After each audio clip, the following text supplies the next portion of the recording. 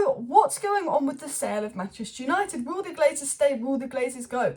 Why are the Glazers delaying the sale? Or is this just a negotiation tactic from the Glazers to make sure they get the $6 billion they want for the sale of United? Well, news has come out today saying that Glazers will be open to negotiate with Qatar and give it a boost in regards to full sale. But then other news comes out and says the Glazers are split whether they want to sell and Avi wants to stay. I mean, in my opinion, I think that with the stock prices shooting down, I think it would be a massive risk for the Glazers to stay. Mike Ashley wanted to stay at Newcastle reportedly and was looking for minority investments, then he sold the club.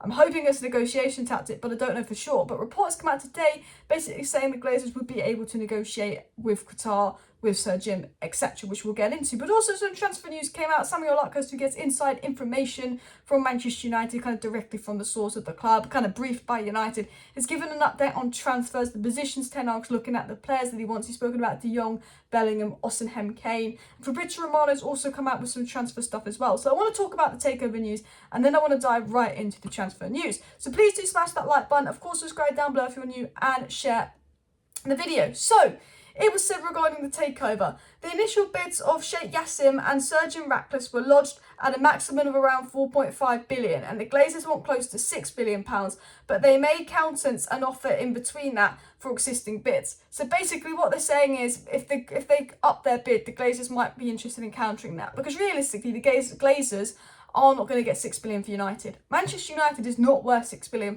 Yes, it's worth a lot. Yes, it's worth more than Chelsea. Yes, it's a massive club. But the reason United's not worth £6 billion is because you've got to spend another £2 billion clearing the debt and building a new stadium.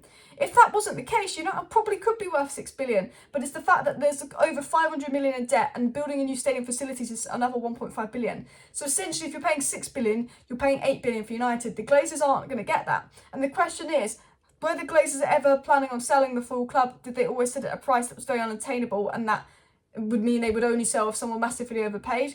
Or is this a negotiation tactic from the Glazers to get as much as they can so they can brag to their friends about how much money they got for Manchester United? Now, what was said is that the Glazers would potentially counter that price in the middle. Potentially, if Qatar up their bid to 5.2 billion and they say, look, we're clearing off the debt, we're building stadiums, the Glazers could accept that. And I think that's positive news, because there's a lot of news about the Glazers staying and then the stock price goes down, and then this Glazer out chance they hear, and there's this and that they hear. And although they've got the minority stake investments they wanted, you know, they've realised that actually if they stay, it's going to do them a lot of damage. Even though they want to stay, it's going to do them a lot of damage.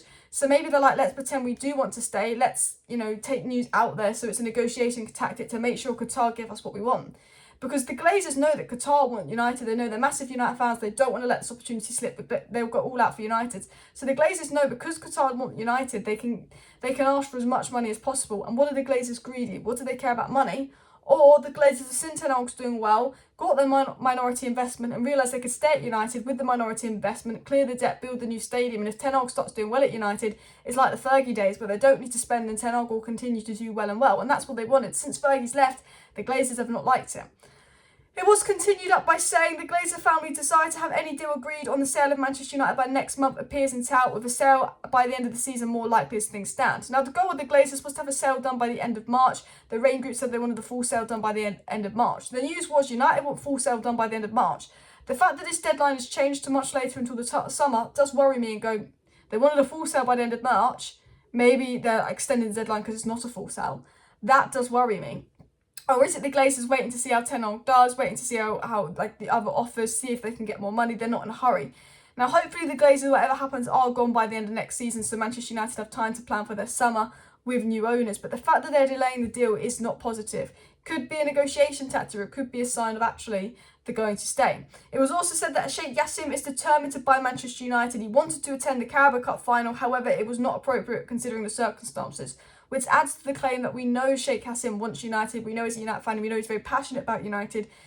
Is that something the Glazers taken advantage of, or are the Glazers just generally being greedy, seeing that Ten Hag's been successful and thought, you know what, if we're getting this minority investment, we don't want Qatar unless Qatar are going to give us outrageous money. We want to stay.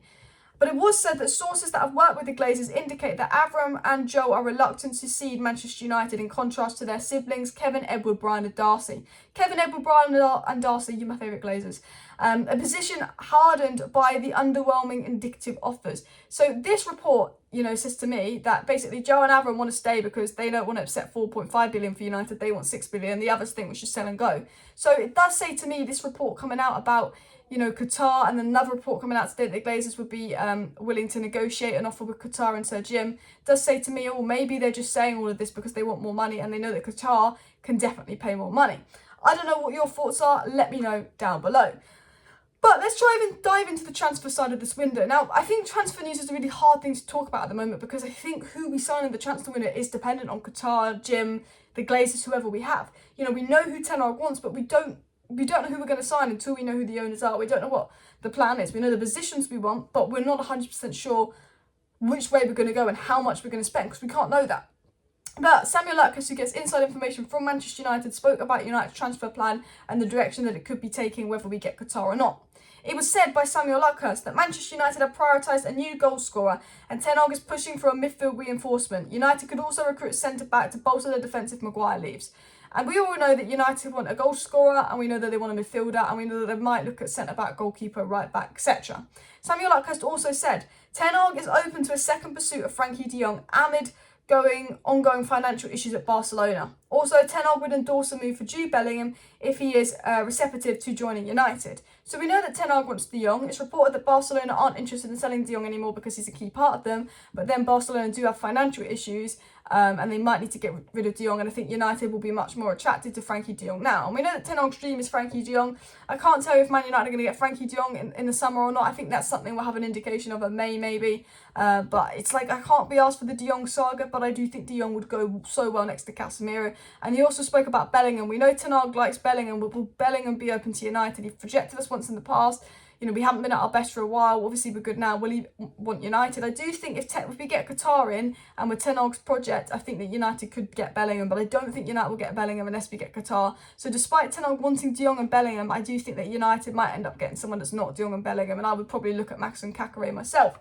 It was spoken about strikers and said that Manchester United are interested in Victor Osimhen and are long-time admirers of Harry Kane. Ten Hag has been impressed by Goncalo Ramos and believes Mohamed Kudus have the attributes to excel in the Premier League. So Samuel Luckhurst has listed 4 strikers. I guess Kudus isn't an out-and-out striker, but you know what I mean, that United are looking at. We also know that Sesko and Vlahovic is names of interest as well. There was a story on Vlahovic today, United going in for him, but it wasn't from the most reliable source. So I don't think I'll cover it. I might touch upon it in a live stream though. But I think Victor Osimhen and Kane seem to be the number 1 and number 2 target, but as it was said, Manchester, and this was said by Romano, Manchester United's hunt for a striker isn't just Osimhen and Kane. They are looking at other options. Neither club, Napoli and Spurs officials, are difficult to negotiate with. And it's true, they don't want to be dealing with Napoli and Spurs. They have got other options if they can't get Victor Osimhen, if they can't get Kane. United are looking at a variety of strikers, including Goncalo Ramos, Vlahovic, Benjamin Sesko, and it's very clear from Romano and Luckhurst that United will go and get a striker as well. And it was said by Luckhurst that Erik Ten Hag wants at least 2 significant signings in the summer to maintain Manchester United's momentum next season as well. So, to round up today's video, we got a transfer briefing from Samuel Luckhurst, who's obviously been told that by the club, and I'm confident that whoever the new owners are, United will get a striker and a midfielder. But I think the chances of getting Osimhen and De Jong and players that are going to cost more than 70 million are very dependent on the Glazers leaving. We know that United need to obviously sell some players and get top 4, so FFP is more in our favour. We know that we spent a lot of money last season and the Glazers are broke. Obviously they can spend money, but they are generally broke at the moment in terms of United isn't doing the best financially. But Ten Hag's obviously bringing it up. I do think that United will sign a striker, will sign a midfielder, and they're the names that we want. But I think until the club is sold, we're not going to have a real idea of who that is. We understand who Ten Hag wants, but who's obtainable or not. And regarding the sale, I think that it's a big game with the Glazers. They're going to delay it because I think they low-key want to keep United and see how Ten Hag does, but they're worried about the fan reaction and it actually being a bad decision and reducing the value of the club even more. Or they're potentially going, you know what, Qatar want this bad, Qatar got a lot of money, let's play the game because we could get another billion out of Qatar, which I think is what number 2 is what I think they're doing, but you never know. Smash a like, smash a subscribe, be back tomorrow. See you then, bye.